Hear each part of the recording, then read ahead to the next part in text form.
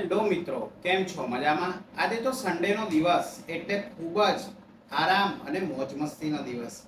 મિત્રો, આજે હું આવ્યો છું તમને એક નાનકડી વાર્તા સંભળાવવા. કદાચ તમે સાઉથ આફ્રિકાનું નામ સાંભળેલું છે. હવે સાઉથ આફ્રિકામાં જે જંગલો છે તેની અંદર જીરાફ નામનું એક પ્રાણી હોય છે. હા હા, એ જીરાફ જેની ખૂબ જ લાંબી ડોક હોય છે અને તેની હાઈટ તો મિત્રો 15 ફૂટની તો એની શરીરની હાઈટ હોય છે. ઉપર 7 ફૂટ બીજા એના ડોકની હાઈટ ગણીએ તો 22 ફૂટ ઊંચું પ્રાણી. હવે મિત્રો, આની વાર્તામાં શું છે તો તમને કદાચ ખ્યાલ હશે મિત્રો કે આ કોઈ વાર્તા નથી, પણ આ એક ત્યાં બનતી રોજબરોજની ઘટના છે. હવે આ રોજબરોજની ઘટના એટલે શું તો કદાચ તમને ખ્યાલ હશે કે જ્યારે માતા જીરાફ બેબી જીરાફને જન્મ આપે છે ત્યારે તે બાળક 15 ફૂટથી નીચે પડે છે અને એ નીચે પડવાની સાથે જ મિત્રો શું થાય છે તમને ખ્યાલ છે? તેની માતા જીરાફ તેને લાતો મારવાનું શરૂ કરી દે છે. અરે સાહેબ, સચ્ચે? હા મિત્રો, તેને લાતો મારવાનું શરૂ કરી દે છે. એ બાળક એકવાર પડે છે, પછી પાછું ઊભું થવા જાય છે, ત્યાં ફરીવાર એને લાતો લાતો અને બસ લાતો. આ જે ઘટનાક્રમ છે એ 15 થી 20 મિનિટ સુધી ચાલતું રહે છે મિત્રો. હવે નાનું બાળક આટલી બધી લાતો ખાઈને છેલ્લે ઉઠીને દોડવા લાગે છે મિત્રો. અને ત્યારે તેની માતા તેને એ લાતો મારવાનું બંધ કરે છે. મિત્રો, આવી રીતે આમ માતા જીરાફ લાતો કેમ મારતી હશે? તો કદાચ મિત્રો તમને ખ્યાલ હશે કે જે સાઉથ આફ્રિકાના જંગલોમાં છે ત્યાં સિંહ, દીપડા અને વાઘ ખૂબ જ ખૂંખાર હોય છે અને તેમને આવું જે જીરાફનું નાનું બચ્ચું હોય તેનું માંસ ખૂબ જ પ્રિય હોય છે. એટલે તેની સુગંધથી જ તે લોકો આવા બાળક તરફ દોડી આવતા હોય છે. હવે જ્યારે આવા જંગલી જાનવરો એ બાળક તરફ દોડી આવે અને એ બાળક પોતાનો જીવ બચાવી શકે તે માટે તેને તેની માતા જીરાફ દોડતા શીખવાડી દે છે.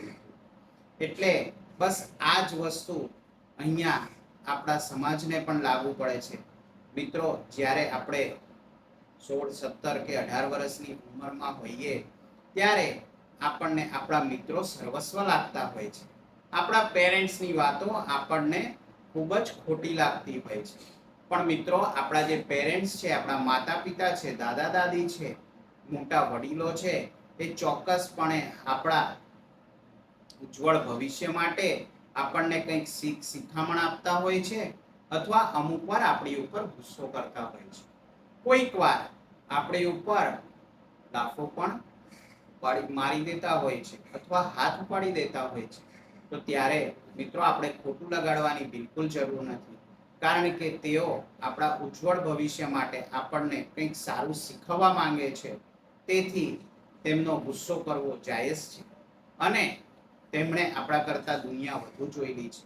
મિત્રો, એમણે કીધા પ્રમાણે જો આપણે ચાલીશું તો ચોક્કસ આપણું ઉજ્જવળ ભવિષ્ય બનશે ને બનશે જ. એટલે મારી તમને નમ્ર વિનંતી છે કે વિદ્યાર્થીઓ, જ્યારે તમારા મા બાપ તમારી ઉપર કોઈક વાર ગુસ્સો કરે તો એ ગુસ્સા પાછળ તેમનું પ્રેમ અને તેમની જે સારી ભાવના છે તેને સમજવાનો પ્રયત્ન કરજો.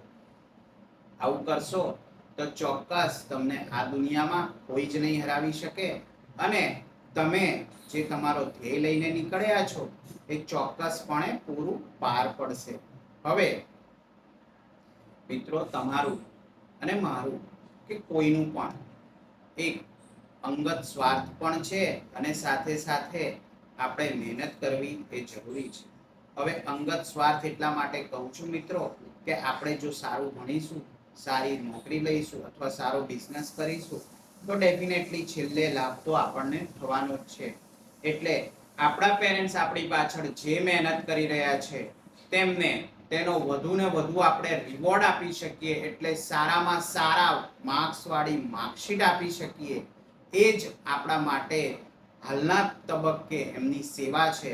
એને એ તમારી વધુ માર્ક્સ વાળી માર્કશીટ જોશે એટલે ચોક્કસ ખુશ થશે અને તેમને લાગશે કે જે હું મહેનત કરી રહ્યો છું તે મહેનતનું પરિણામ મને મળી રહ્યું છે. મિત્રો, બસ આ વાર્તા સાથે બસ એક જ બોધપાઠ આપણે શીખીશું કે આપણા વડીલો, પેરેન્ટ્સ, આપણા કાકા કાકી કે આપણા મોટા જે કંઈ પણ સ્નેહીજન છે એ આપણને કોઈક વાર ગુસ્સો કરે, બરાબર, અથવા તો કોઈક વાર આપણી ઉપર હાથ પણ ઉપાડી દે તો એનું આપણે માથું લગાડવાની જરૂર નથી, પણ એમની જે સાચી ભાવના છે એને આપણે સમજવાનો પ્રયત્ન કરીશું. Happy Sunday to all of you મિત્રો. Thank you very much.